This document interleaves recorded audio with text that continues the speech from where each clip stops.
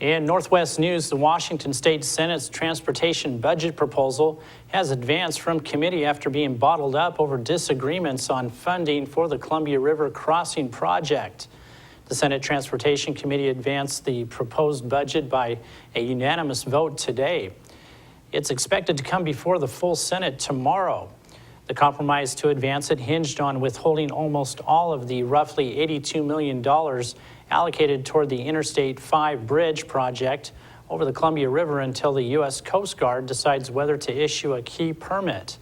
That decision is expected in September.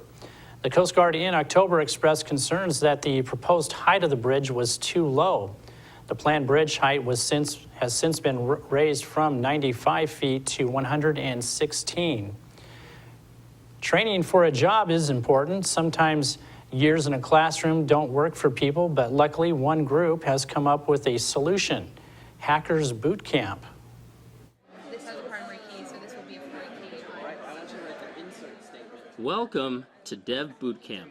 It's a computer programming school that teaches non-techies how to write software in just 9 weeks. I think this works because it's an immersive environment. People walk in through the door and for 14, 15 hours a day, that's all they're doing day in, day out. You know, by day 4 or 5, our students are dreaming in code. The school isn't just teaching students how to code, it's helping them land high-paying jobs as web developers. Well, yeah, absolutely, they're ready for a software engineering job. More than 95% of our graduates get jobs within a few months of graduating, and the average salary is in the $80,000 range. The bootcamp is attracting people looking to switch careers or launch their own startups. What we've learned in the last 9 weeks would have taken at least a year, if not years, on my own. All right, guys, we're going to switch to the next student. On graduation day, the school invites recruiters to meet its students. Coding academies like Dev Bootcamp are popping up in cities where companies are struggling to find engineers.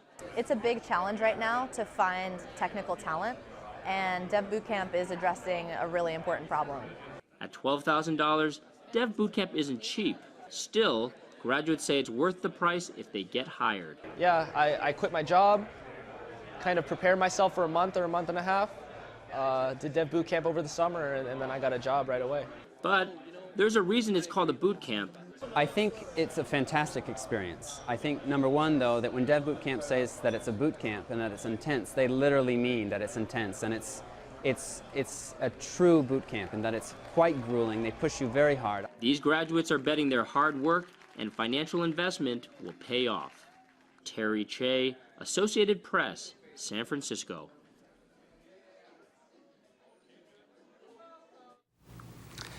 Definitely an innovative program. It's a case of religious civil liberties versus gay civil liberties, with a Tri-Cities florist at the center of the legal battle. The Washington Attorney General Bob Ferguson is suing the owner of Arlene's Flowers and Gifts in Richland for declining to provide service for a gay wedding. Now the American Civil Liberty Union has filed a second lawsuit against the florist in Benton County Superior Court.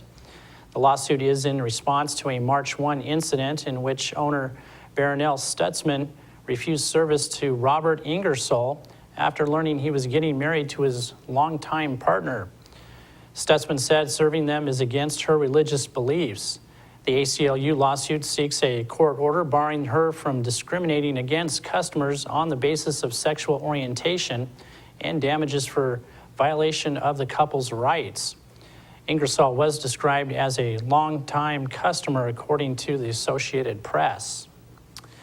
That's going to do it for us here at iFIBER 1 News. We want to thank you for watching, and we'll see you again tomorrow night.